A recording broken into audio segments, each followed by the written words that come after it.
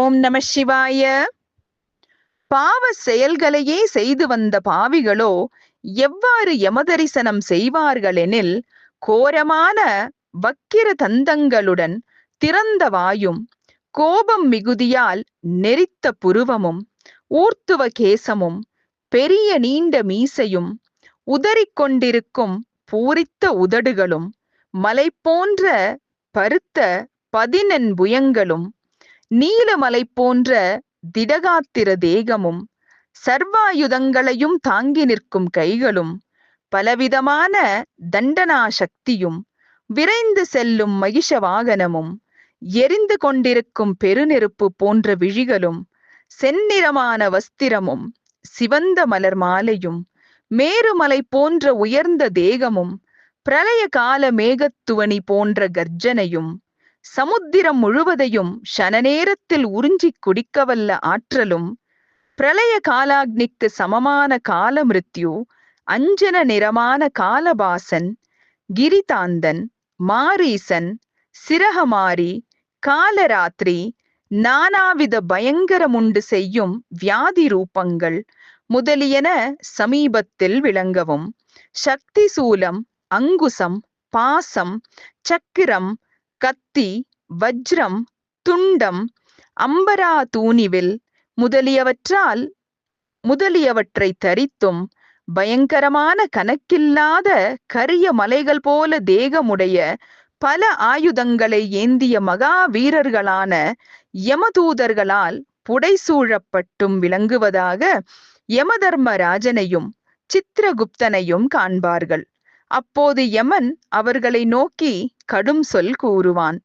பிறர் பொருளை அபகரிக்க விரும்பியவர்களே, உருவ சிறப்பால் அந்நிய ஸ்திரீகளை கூடி ரமித்தவர்களே, நீங்கள் செய்த கர்மங்களை நீங்களே அனுபவிக்க வேண்டும்.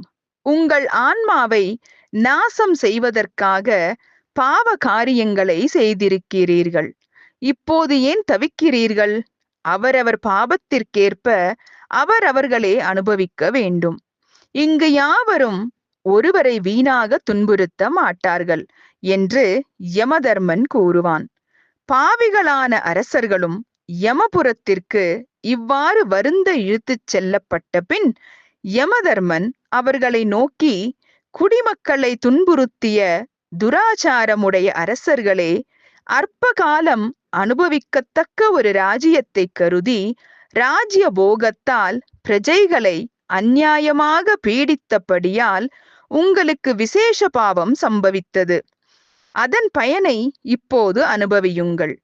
பூமி விஷயமாகவும், மனைவி விஷயமாகவும், புத்திர மித்திர விஷயமாகவும் இந்த பெரும் தீமைகளை செய்து இப்போது அவர்களை எல்லாம் விடுத்து தனித்து வந்தீர்களே.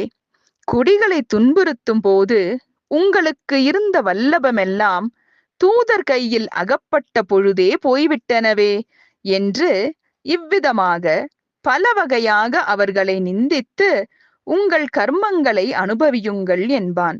துஷ்ட மன்னர்கள் ஒன்றும் சொல்ல முடியாமல் அழுது கொண்டும் தங்கள் கஷ்டங்களை நினைத்து கொண்டும் நிற்பார்கள்.